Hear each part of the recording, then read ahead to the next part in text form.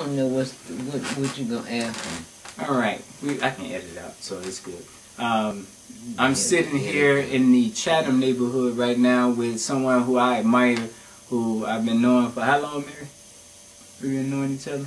I believe over 5 years.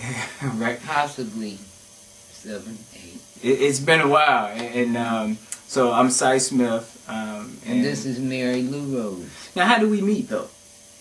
Well, and how? Ruth Stout sent you legendary to my home. And if Ruth Stout sent you, then I was interested. Now, Ruth Stout, who is Ruth? Tell our audience. Ruth Stout was a community worker. Yes. In the 8100 block of King Drive. Mm-hmm. She solved problems that paid politicians don't solve, wouldn't even touch, but she would get the problems solved. She, in going back and forth to work, she would always talk to the people on the bus and the L's, encouraging them to vote. Encouraging them to vote. That's how we met on WVON, talking about get out the vote. So I admired Ruth Stout. Mm-hmm. And she sent Cyron to my home to sell toilet tissue. Y'all hear that? And we have been friends since that time. Because Cyron is trying to help our young people. And I can see the sincerity in it. Well, it's something that you say that, because that was my question. When you look at the black neighborhood, are you happy or sad about what you see? Absolutely not. Absolutely not. And I don't really see... I believe in God, so I have to believe in hope. Some faith. But it's difficult. It's very difficult. Now, why is it difficult? What's difficult about it? Because children are raising children. When children don't get the necessary food when they are children, love, protection, understanding, when they don't get love from their mothers and fathers, then they don't know what love is. But daddy's not home, so how they go get love from daddy when daddy's not home? They don't know what love is from a real father. And the mothers are so busy trying to replace baby's daddy that they don't give the children the love that they need. Well, what about the mom who never, it was passed down? Her mom didn't do that, so how she gonna know what to teach them? She doesn't, and she's hungry, she's desperate. That's why these young girls, the guy doesn't have to have a job, he can be an ex-convict, she just wants love. Well, so is it any hope? I mean, should we give I don't up? see any, because we aren't doing the necessary things to turn this around. Well, I'm watching Barack Obama on TV. Is he the answer? I mean, what's your thoughts on it?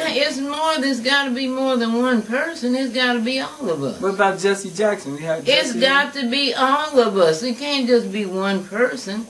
We have to look into ourselves and see our shortcomings and do something about it. But when you look at TV and the music videos are on and it's showing all this money and glamour... Well, we have no business allowing these young people to watch that.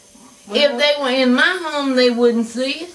But it's bigger than that. They hear it driving down... I just drove down 79th Street. You can hear the music. We have to step up to the plate, and we haven't done it. So it sounds like you agree with Bill Cosby. You know what Bill Cosby said? I agree with everything he says. Really? And we want somebody else to take on our responsibilities. We want Father Flager to take over our responsibilities, Jesse Jackson, Reverend L. Sharpton. We want everybody else to do it but ourselves. But where do you start? If I'm a ex-offender... You start with one... But if I'm an ex-offender, who's going to hire me? What do I do then? I'll tell you what. I have an ex-offender in my family. I'm glad you said that. I let him shampoo my carpet yesterday, and I paid him the same as I would pay a professional, because he did a professional job. Well, how many elders or seniors like yourself going to invest in the young people? I tell you, one of my biggest challenges is the elders don't want to connect with the young people. So and I understand that, because you hear about the seniors being killed by ex-offender, by gangbangers. So there's no hope again. We have to go to God. God, wait a minute. There's 4,000 black churches in Chicago. So I didn't say go to church. I said go to God. Oh, so what are you saying? I don't go to church. You better be careful. They might get mad at you. I don't go to church. The church is in me. So how do you... I talk to God. And I'm not saying you got to get on your knees and pray. Talk to God. And when you talk to God, you can't just ask. You got to say what you're going to do to show your thankfulness for your comfortable way of life. Well, let's look at it. And you got to do it. But let's look at this sincerely. When you look at on Ashland 15 churches in a 2-block span, 15 churches. It's disgusting to me. Is that helping the community? We have a homeless what do you situation. think? Well, I know, and they heard me over and over talk about it, but I wanted them to hear directly from someone who has much more experience out here than myself. Are they helping the hurt in the neighborhood? You revealing my age. Well, let's just say Mary been out here, so. I belong to, I would say 3 churches in my life in Chicago. And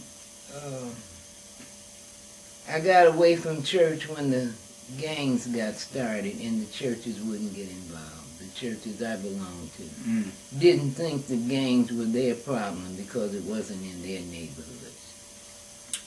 So then I decided I didn't need to be in those churches, and I just don't belong to a church because I see too many problems today and the church is not involved. So if Jesus I have involved myself all of my adult life with young people because I like young people. I've seen that. And I believe that young people, I have faith in young people. But you have to put some investment in. Yes, you do. You got to let them know that you love them, that you trust them. You got to let them know that you care about them. But let's switch gears. Did you have to get that? Let's switch gears. In the city of Chicago, Mayor Daley. Let me get your thoughts on that. I know that's a... You want my thoughts on Mayor Daley? Right. Is he doing a fine job? Come on. The city looks beautiful. So he's doing a great job. That has nothing to do with the people. I'm just asking because so he's not the problem. But if we put him in office, what can I say? How can I be critical of Mayor Daley when we put him in office? Right. Well, I tell you, it's very disgusting. I give the analogy, if you don't like what's happening... He is a good mayor. But you got to make him do the right things. And if we don't stand up and criticize him and quit putting him back in office, why should he do? Right. That's right. Why should he do any different? He's looking out for his people. Okay, and that's what I was going to go. Us. You know, ultimately, he's taking care of the people in his inner circle. That's right. And he's taking care of the police force. Right. So, last question. What should we do? What should the elders do? What should the young people do? What should the parents do? Get closer to God. I feel like God is my friend. I can't say buddy. I think too much of God to say that. Right.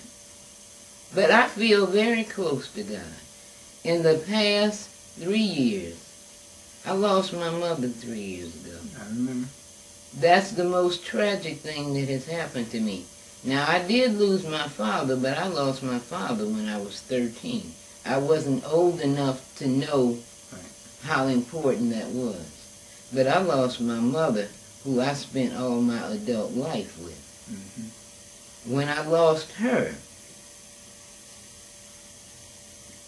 God stepped up to the plate. God's always been there. He's always been there. You just spent more time with him. I just didn't know how I could handle it. And I've handled it. Oh, yeah. Because I know we all have to leave here.